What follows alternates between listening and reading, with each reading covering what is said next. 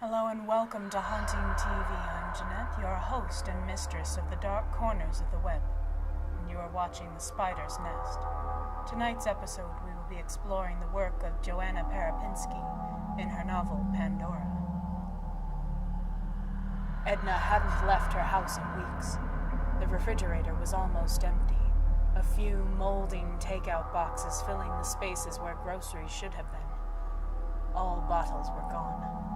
She'd been sober for almost a month. She had unplugged the phone so it would stop ringing in her ears, only to be stopped by click. Edna, it's Perry. This is getting ridiculous. Don't think I'm not counting. It's been 2 weeks since you've returned one of my calls. Pick up the phone. Writing was scribbled all over the walls, childish marker graffiti zigzagging and overlapping. Welcome to the madhouse. The floor was strewn with papers, printed computer paper, pages of her story, Andy's plight reduced to lines of black text littering the carpet. Snow blockaded all the windows. Edna sat on the floor of the living room, back against the couch, tearing a page of her story to long, feathery strips, the breathy rip of paper peeling through the silence. Then she took those strips and put them one atop another, tore them into bits. Then she put those bits in a thick, square stack and ripped them in half, sprinkling the floor with papery snow. Paper snow was the only snow that was supposed to exist, now that it was almost the end of June. Some days were sunny and warm, others muggy, windy, and wet. But no snow. No. Snow only existed on her windows in her mind, in her world, in the world of the Black Hand, in her madhouse. Edna had one chapter left to write. After getting rescued, either Andy would come to terms with his wife's suicide, seek therapy, and go on to live a normal life, and having learned something from his cabin fever, or he would descend further into madness, unable to cope and get chucked into an asylum.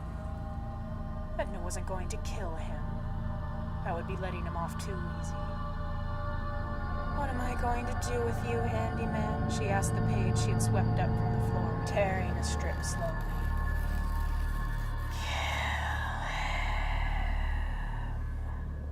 A voice whispered from nowhere. Edna jolted, raised her head, dropping the half-torn paper to the floor. No one was in the room. She was all alone. All was still. "Who are you?" she asked, looking around, waiting for the voice to again seep through the walls. "We are united in your head." The voice came, many voices all at once, then a dry, papery laugh.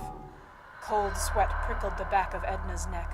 Her hands trembled as if she had just stopped drinking yesterday. Air shuddered into her lungs. Edna stood up from the floor, staring all around her into the dark.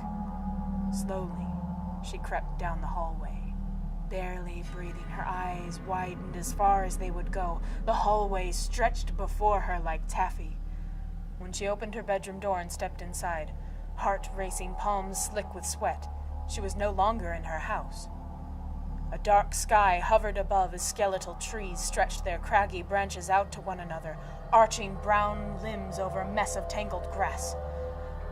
"Get me out of here," Edna murmured, turning in a circle. The doorway gone. Leaves rustled on cold wind. It reeked of vegetation and fresh rainwater. The forest had come to life. Edna's brain had conjured up the forest of the dead, and here it was in her bedroom, alive and breathing around her like a lurking monster. She stalked around the trees, searching for a way out, feet trotting faster. Trees pressed tight around her, inhibiting her escape. But here there were more than trees. There were ornaments, one hanging from each limb. Bodies. The bodies of the Aokigahara forest in Andy's mind. The sagging heads and dangling feet.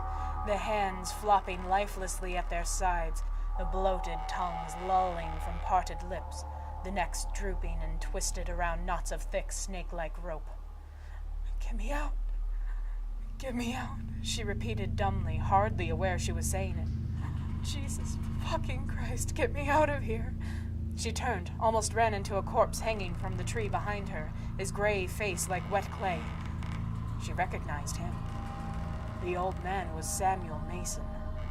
She saw blood on his lips, and his eyes rolled in his head as he turned slowly to one side and back to the other. Edna stumbled away, started moving again through the trees under the moonless sky. I wrote it, she murmured. I wrote it, goddammit, I made it. I can unmake it, delete, get me the hell out of here. Something brushing her shirt. A tug on her elbow, fingers in her hair. Edna tried to suck a breath, but it kept getting stuck in her throat. The hanging corpses reached out, dragging their fingers against her as she moved, slowing her progress, pulling her back. She yanked her arms free and tried to shake them off, but they rotated on their nooses to face her, dead eyes staring through the dark. They reached out their arms to claw her, to grab her wrists, to pull her clothes. Edna twisted, yanked herself away, ran, stumbled, scraped her knees on the ground, kicked the hands, shouted, got tangled, then dropped to her knees, gasping in air, looking up at feet dangling eye level, the bare gray toes. Then, slowly, up at a pair of old jeans, up at frizzy red hair, up at the glassy eyes of her dead sister, Tracy. Poor bipolar Tracy. Swallowed a bottle of pills when she was 17, now hanging from a tree in Edna's bedroom.